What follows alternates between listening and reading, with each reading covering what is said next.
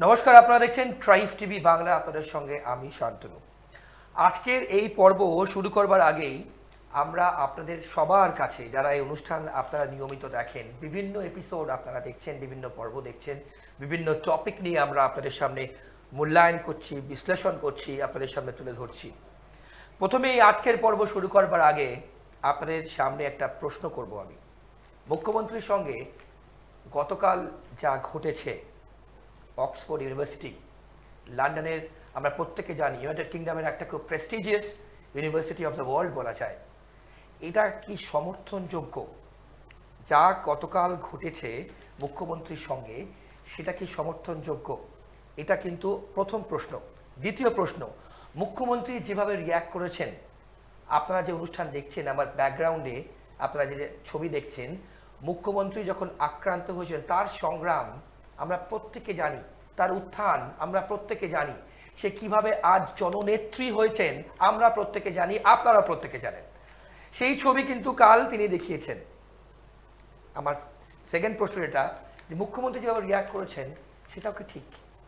এই নিয়ে আমাদের আজকের পর্ব পুরোটাই ডেডিকেটেড টু অক্সফোর্ড ইউনিভার্সিটিতে গতকাল মুখ্যমন্ত্রীর সঙ্গে যা ঘটেছেন। অর্কপ্রভ সরকার, রাজনৈতিক বিশ্লেষক এবং প্রবীণ সাংবাদিক, অন্যান্য পর্বের মতো আমার সঙ্গে আছেন, এবং আপনারা প্রচুর কমেন্ট করছেন এবং প্রচুর মানুষজন অনুষ্ঠান দেখছেন বিভিন্ন টপিক নিয়ে।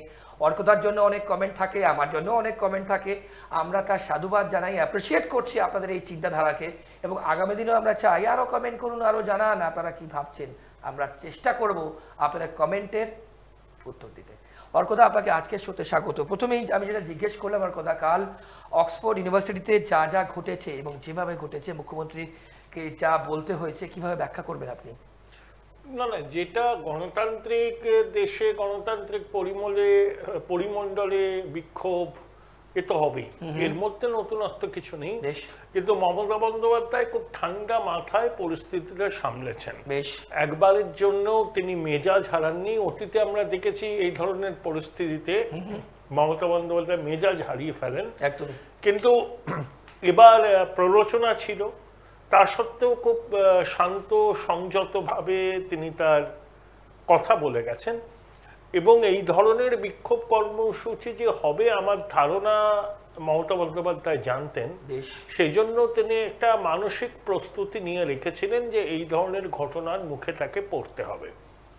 যে যে বিষয়গুলো সামনে এসছে, আরজি কর, তারপরে সিঙ্গুর থেকে টাটা চলে যাওয়া, হিন্দুদের প্রতি মমতা বন্দ্যোপাধ্যায় মনোযোগী নন, ইত্যাদি ইত্যাদি।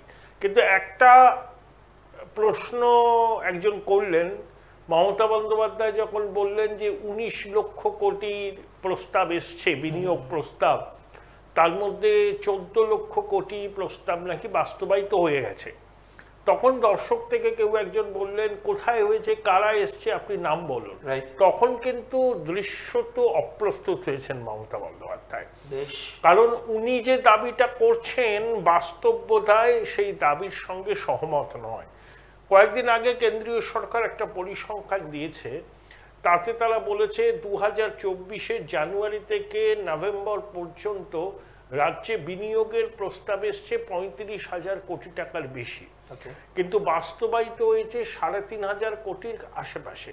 অর্থাৎ মোট প্রস্তাবিত বিনিয়োগের 10% বাস্তবায়িত হয়েছে। বিনিয়োগের প্রস্তাবের নিরিখে পশ্চিমবঙ্গ দেশের মধ্যে চতুর্থ, কিন্তু বাস্তবায়নের ক্ষেত্রে 14তম। অর্থাৎ প্রস্তাবিত বিনিয়োগ মানে এই নয় যে কলকারখানা হচ্ছে বা আদৌ হবে। অনেকে অনেক রকম আকাশ কুসুম কল্পনা করে নানা রকম প্রতিশ্রুতি দিয়ে যান বেঙ্গল গ্লোবাল বিজনেস সামিটে, তার কত শতাংশ শেষ পর্যন্ত বাস্তবায়িত হয় তা নিয়ে প্রশ্ন আছে। এবং এখনো পর্যন্ত রাজ্য সরকার বিজিবিএস নিয়ে কিন্তু কোনো শ্বেতপত্র প্রকাশ করেনি। এবং বিগত কয়েক বছরে মমতা বন্দ্যোপাধ্যায় কটা ফ্যাক্টরির উদ্বোধন করেছেন, আমার তো মনে পড়ছে না তিনি বড় কিছু উদ্বোধন করেছেন কিনা। তাহলে এত বিনিয়োগ আসলে পরে তো সোনার বাংলা হয়ে যেত। হয়েছে কি? অর্থাৎ সরকারের দাবি আর বাস্তবের সঙ্গে ফারাক আছে। বেশ, কিন্তু অর্কদা, কালকে বিশেষ করে এই ঘটনার পর দুটো জিনিস কিন্তু আপনার সোশ্যাল মিডিয়াতেও ভাইরাল হয়েছে, দুটো লাইন বলা যায়, দিস ইজ নট ক্যালকাটা, একজনকে বলতে শোনা গেছে, এবং তারপর বলছেন যে ইউ কিলড অভয়া। এরকমও কিন্তু স্টেটমেন্ট মানে যা সোশ্যাল মিডিয়াতে ভাইরাল হচ্ছে, অনেক প্ল্যাকার্ড দেখা গেছে। এবার আমার প্রশ্ন, এসএফআই লন্ডন ইউনিট যদি এটা করে থাকে যেটা যেটা বলা হচ্ছে, সেক্ষেত্রে আপনার কি মনে হয় যে this is the right platform to do this? বিক্ষোভ সব জায়গায় দেখানো যায়, গণতান্ত্রিক দেশে বিক্ষোভ কেন হবে না? এদেশে হতে পারে, বিদেশেও হতে পারে, যেখানে গণতান্ত্রিক পরিমণ্ডল আছে। এই বিক্ষোভটা প্ল্যান, মমতা বন্দ্যোপাধ্যায় জানতেন এরকম কিছু হবে এবং মানসিক প্রস্তুতি তার নেওয়া ছিল। হ্যাঁ, অবশ্যই এটা কলকাতা নয়, ওটা তো লন্ডন। তা কলকাতাকে তো লন্ডনে পরিণত করতে পারেননি মুখ্যমন্ত্রী। ওকে। তো আর একটা জিনিস, সেটা অনেকে এখানে খবরের কাগজে লিখছে কিন্তু বাস্তবটা বলছে না। মমতা বন্দ্যোপাধ্যায় এই ব্রিটেন সফরে বারবার করে বলছেন যে কলকাতা থেকে লন্ডন ডাইরেক্ট ফ্লাইট, মানে ব্রিটিশ এয়ারওয়েজের কথা বলছেন। আগে তো ছিল, আগে লুফথানসা ছিল, ব্রিটিশ এয়ারওয়েজ ছিল, একদম মিউনিক পর্যন্ত যাওয়া যেত। প্রশ্ন হলো, এই যে বিদেশি এয়ারলাইন্সগুলো কলকাতা থেকে ব্যবসা তুলে নিল কেন? তাহলে একটাই কারণ, বিজনেস ক্লাসে যাত্রী হয় না। যখন বিজনেস ক্লাসে অন্তত 70% যাত্রী না হয়, ততক্ষণ এয়ারলাইন্স লাভের মুখ দেখে না। ইকোনমি ক্লাস আপনার পুরো ভরা থাকলেও সেখান থেকে লাভ করতে পারে না কোনো এয়ারলাইন্স। তাহলে বিজনেস ক্লাসে যাত্রী কম কেন? তার কারণ মমতা বন্দ্যোপাধ্যায়কে খুঁজে বার করতে হবে। তার মানে যারা ব্যবসা বাণিজ্যের সঙ্গে যুক্ত, ক্যাপ্টেন অফ ইন্ডাস্ট্রিজ, বড় কোম্পানির কর্তারা, তারা কেউ কলকাতায় হয় নেই, আর কলকাতা থেকে তাদের ডেস্টিনেশন ইউরোপ আমেরিকা নয়। ওকে। তো সেই জন্য বিজনেস ক্লাসের আসন ভর্তি হয় না, এটাই বাস্তব। যখন এই যে শিল্পের উন্নতির পরিচয়ও করছে, কত ইন্টারন্যাশনাল ফ্লাইট আছে এখানে, এবং ব্যাঙ্গালোর থেকেও 23টা ফ্লাইট চলে ইন্টারন্যাশনাল, আমাদের এখান থেকেও চলে, কিন্তু ব্যাঙ্গালোর থেকে সান ফ্রান্সিসকো পর্যন্ত যাওয়া যায়। আমাদের ক্ষেত্রে হয়তো ব্যাংকক, আবুধাবি, দুবাই, আর এদিকে বাংলাদেশ, কাঠমান্ডু আর ভুটান। পার্থক্য আছে না? কারণ বিজনেস ক্লাস অন্তত 70% ভর্তি না হলে কোনো বিমান পরিষেবা সংস্থা লাভের মুখ দেখে না। এই বাস্তবটা মমতা বন্দ্যোপাধ্যায়কে বুঝতে হবে। তাহলে শিল্পের কি বেহাল দশা, এর থেকেই বোঝে। ওকে। এরপর তৃণমূলের যারা লিডার্স, তারা যা রিয়াকশন দিয়েছেন, অনেকে সোশ্যাল মিডিয়াতে লাইভ করে বলেছেন, দেবাংশু ভট্টাচার্য বলেছেন, কুণালবাবু বলেছেন, এবং তারা বলছেন বাম অতিবামের মুভমেন্ট এটা, এবং মুখ্যমন্ত্রীকে অপমান করার জন্য, যেখানে তিনি দেশকে রিপ্রেজেন্ট করছেন, একটা স্টেটকে রিপ্রেজেন্ট করছেন, যারা এটার অর্গানাইজার, এ তো তাদের অপদার্থতা। মুখ্যমন্ত্রীকে তারা আমন্ত্রণ জানিয়ে নিয়ে গেছেন, কারা আসবেন, একটা ইন্টারেক্টিভ সেশন, এগুলো তো আগে থেকে পুরো বিষয়টাকে জানা উচিত ছিল এবং সতর্ক হওয়া উচিত ছিল যে না, বিক্ষোভ এখানে করা যাবে না, উনি আমাদের অতিথি। আপনার প্রশ্ন থাকতে পারে, প্রশ্ন করা এক জিনিস আর প্ল্যাকার্ড নিয়ে বিক্ষোভ দেখানো এক জিনিস। এই বাম এবং অতিবামদের লক্ষ্যই ছিল অনুষ্ঠানটাকে ভণ্ডুল করে দেওয়া এবং সংবাদের শিরোনাম হওয়া, কিন্তু তাদের উদ্দেশ্য সফল হয়নি। আমি মুখ্যমন্ত্রীর এই নতুন অবতারকে প্রশংসা করব, তিনি মাথা ঠান্ডা রেখে পুরো পরিস্থিতির নিয়ন্ত্রণ করেছেন। আপনি আগে একটি পর্বে বলেছিলেন রাজনৈতিক মমতা আর প্রশাসক মমতা, এখানে কোন মমতাকে দেখলেন? মমতা বন্দ্যোপাধ্যায়কে যেটা আচমকা নয়, তার কাছে খবর ছিল, হতে পারে না, তাই মানসিক প্রস্তুতি নিয়েছিলেন, তিনি ভালোভাবে হ্যান্ডেল করেছেন সিচুয়েশন। প্রশাসক মমতাকে আমি 10-এর মধ্যে 3-এর বেশি দিতে পারি না ব্যক্তিগতভাবে, রাজনৈতিক মমতাকে আমি 10-এর মধ্যে 9 দিতে পারি। বেশ। অর্থাৎ আরজি কর নিয়ে কিন্তু কাল, এবং হিন্দুত্ব নিয়ে যেটা আপনি প্রথম থেকে আমাদের বলেছেন যে বিজেপির এবার মূল স্ট্যান্ডই হচ্ছে, এজেন্ডাই হচ্ছে হিন্দু খাত্রে মেয়ে, হিন্দুত্ব হিন্দুত্ব হিন্দুত্ব। গতকালকেও কিন্তু সেই নিয়ে মুখ্যমন্ত্রীকে প্রশ্ন করা হয়েছে। হ্যাঁ, বলি আপনি হিন্দুদের ব্যাপারে সহনশীল নন, তো মমতা বন্দ্যোপাধ্যায় তার স্বভাবসিদ্ধ ভঙ্গিতে বলেছে। ওই প্রশ্নটা বোধহয় কোনো বিজেপি সিম্প্যাথাইজার করেছিল, কিন্তু ম্যাক্সিমাম প্রেজেন্সটা ছিল বাম এবং অতিবামদের। প্রশ্নের ধরন, প্ল্যাকার্ড, এগুলো থেকে বোঝা যায় সিঙ্গুরের প্রসঙ্গ আসা, অভয়ের প্রসঙ্গ আসা, সবই। বেশ। আরজি কর নিয়ে কিন্তু কাল মুখ্যমন্ত্রীকে যা শুনতে হয়েছে, উনি বলেছেন যে এটা বিচারাধীন আছে এই মুহূর্তে এবং সেন্ট্রাল গভর্নমেন্ট দেখছে, সিবিআই যেহেতু দেখছে। 96 ঘন্টা পরে সিবিআই যখন দায়িত্ব নেয় সে তথ্য প্রমাণ পাবে কোথায়? এটাই তো সব থেকে বড় প্রশ্ন। আর একটা মৌলিক প্রশ্ন, সঞ্জয় রায় একটা সিভিক ভলেন্টিয়ার, আচ্ছা তাকে বাঁচাবার জন্যই কি তথ্য প্রমাণ লোপাট হয়েছে? তাহলে এত ইম্পর্টেন্ট সঞ্জয় রায়ের, নাকি আরো কেউ কেউ ছিল যাদেরকে বাঁচাতেই তথ্য প্রমাণ লোপাট হয়েছে? সিবিআই কে তো প্রশ্ন করা হয়েছে, হাইকোর্ট থেকে জিজ্ঞেস করা হয়েছে যে আপনাকে এই রহস্যের জট খুলবে, আমরা আশাবাদী খুলবে, এবং প্যান্ডোরার বাক্স ওপেন হবে। খুব ইম্পর্টেন্ট স্টেটমেন্ট। অর্কদা শেষের দিকে প্রায় যেটা জিজ্ঞেস করবো, কাল যেটা ঘটলো অক্সফোর্ডে, রাজনৈতিকভাবে বেঙ্গল পলিটিক্সের ক্ষেত্রে, বাংলার ক্ষেত্রে মুখ্যমন্ত্রী আর একদিন বাদেই দুদিন বাদেই কলকাতা ফিরবেন, এবং তারপর নিশ্চয়ই এর রিয়াকশনস হবে এবং অনেক প্রশ্ন কয়েকদিন এটা নিয়ে চলবে। তারপর রামনবমী আছে, পবিত্র ঈদুল ফিতর আছে, জল ঘোলা হবে। না, রাজনৈতিকভাবে কোনো প্রভাব পড়বে? কিচ্ছু প্রভাব পড়বে না, কিচ্ছু প্রভাব পড়বে না।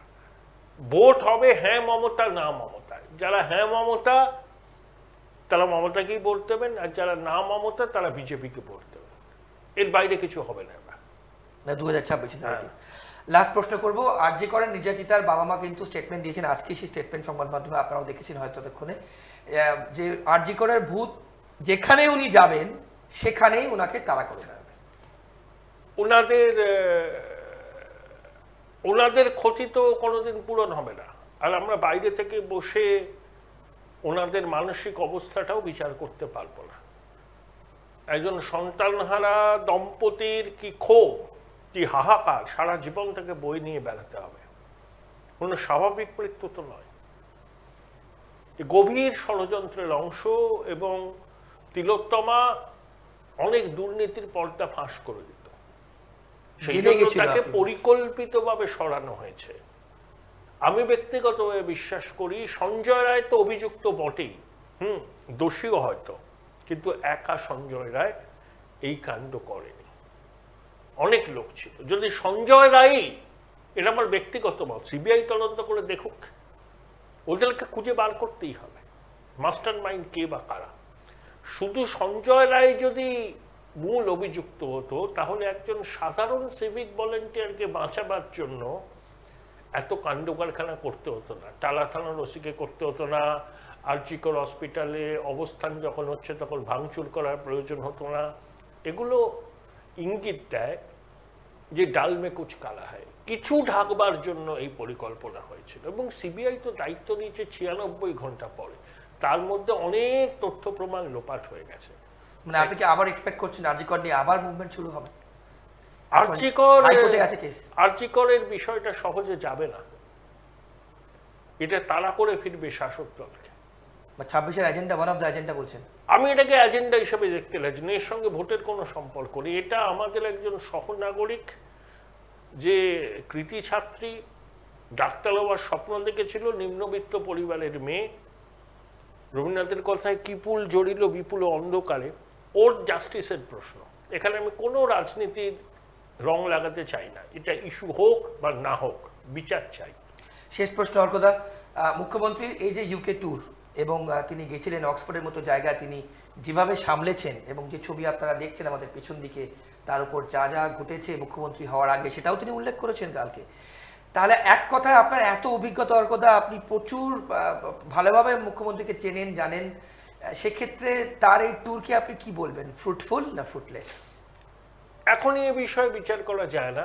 উনি আমন্ত্রণ পেয়েছিলেন, গিয়েছিলেন। আমি ব্যক্তিগতভাবে মনে করি মুখ্যমন্ত্রীর মাঝে মাঝেই যাওয়া উচিত, শিল্প আনতে যাওয়া উচিত, বাংলার কালচারকে তুলে ধরার জন্য যাওয়া উচিত, এবং প্রিপারেশন নিয়ে যাওয়া উচিত। হ্যাঁ, লিখিত বক্তৃতা করা উচিত। সবসময় এক্সটেম্পোর চলে না, এক্সটেম্পোর হলে অনেক সময় অসুবিধা হয়, কমিউনিকেশনে প্রবলেম হয়। তিনি তো বলেনি যে আমি তো বাংলা মিডিয়ামে পড়া মেয়ে। আমার ধারণা তিনি যদি লিখিত বক্তব্য রাখেন আগামী দিনে, শিল্প সম্মেলনে হোক বা এই ধরনের বিদেশি কোনো প্রতিষ্ঠানের আমন্ত্রণে গেলে, সেটা বাংলার পক্ষে ভালো, সবার পক্ষে ভালো। কারণ এটা তো ওনার দলীয় ফোরাম নয় আর ব্রিগেডের সমাবেশ নয় যে তিনি তার সহজাত ভঙ্গিতে, স্বভাবসিদ্ধ ভঙ্গিতে কথা বলবেন। ঠিক, এটা তো একটা অর্গানাইজ প্রোগ্রাম, ডিগনিটারিওরাও থাকেন সেখানে। আমার মনে হয় লিখিত বক্তব্য রাখাটা অনেক বেশি জরুরি। সবাই তাই রাখেন, প্রশ্ন উত্তর সেশন ঠিক আছে তখন চলতে পারে, কিন্তু পুরোটা এক্সটেম্পোর হলে আমার মনে হয় না হওয়াই ভালো। বেশ, অর্কদা অনেক ধন্যবাদ আপনার সময়ের জন্য। আমরা কিন্তু ডিসকাস করলাম, আপনার সামনে তুলে ধরলাম মুখ্যমন্ত্রীর কালকে অক্সফোর্ডে যা ঘটেছে আপনারা জানেন। এবং একটি প্রশ্ন অর্কদা, আমি শেষ প্রশ্ন করবো, আমি আমার জিজ্ঞেস করতে ভুলে গেছিলাম। এসএফআইয়ের পক্ষ থেকে বিবৃতি দিয়ে বলা হচ্ছে যে মুখ্যমন্ত্রী রাজ্যের নামে মিথ্যে কথা বলবেন, মিথ্যে তথ্য তুলে ধরবেন একটি অক্সফোর্ডের মতো একটি এত বড় ইন্টারন্যাশনাল প্ল্যাটফর্মে, সেটা তো এসএফআই মানবে না। ওরা প্রতিবাদ করেছে, বিক্ষোভ দেখিয়েছে। গণতান্ত্রিক পরিমণ্ডলে বিক্ষোভ হতেই পারে, কিন্তু সেটা যেন কখনো এমন পর্যায়ে না যায় যাতে মনে হয় যে এই ডেলিবারেট মুভমেন্টের পিছনে রাজ্যের প্রশাসনিক প্রধানকে ব্যক্তিগতভাবে অপমান করার মানসিকতা কাজ করছে। মানে এটাকে আপনি সমর্থন করছেন না, মানে this is not the right platform এই জিনিসগুলো বলা, রাজ্যের জিনিস রাজ্যের মধ্যে বলা, অন্যভাবে বলা যেত। অন্যভাবে বলা যেত। প্রশ্ন উত্তরের তো একটা সেশন ছিল, সেখানে করতে পারতেন প্রশ্ন, তো ভন্ডুল করার ছক নিয়ে গেছিলেন। এখানেই আমার আপত্তি। একদম একদম। ওকে, ধন্যবাদ। আমরা কিন্তু যা ঘটেছে গতকাল আপনারা দেখেছেন, বিভিন্ন জায়গা দেখেছেন, বিভিন্ন সংবাদ মাধ্যম দেখেছে, ট্রাইব টুই বাংলাতেও আপনারা দেখেছেন। এবং আমরা যা এই ডিসকাশন থেকে, আজকের পর্ব থেকে যা আপনাদের সামনে আমরা যা মনে করছি যে এটা কিন্তু ঠিক প্ল্যাটফর্ম নয়, অন্যভাবেও প্রতিবাদ করা যেত, অন্যভাবেও জিনিসগুলো মুখ্যমন্ত্রীর সামনে তুলে ধরা যেত। সে কিন্তু একটি রাজ্যের প্রশাসনিক প্রধান, অর্থাৎ মুখ্যমন্ত্রী, he is the chief minister of a state. এটা নিয়ে কিন্তু তিনি সেখানে গেছেন এবং তার পরিচয় সেইটা, রাজনৈতিক মমতা ব্যানার্জি কিন্তু সেখানে যাননি। যার ফলে আমরা এটাই আপনাদের সামনে রাখবো যে হয়তো এর প্রতিবাদ অন্যভাবে করা যেত, বাকিটা আপনারা ডিসাইড করবেন। শেষ কথা মানুষই বলবে, আম জনতাই বলবে। আমাদের পর্ব আজ এ পর্যন্তই। অন্যান্য সব খবরের জন্য চোখ থাকুক আপনাদের ট্রাইব টিভি বাংলার পর্দায়। ভালো থাকবেন, নমস্কার।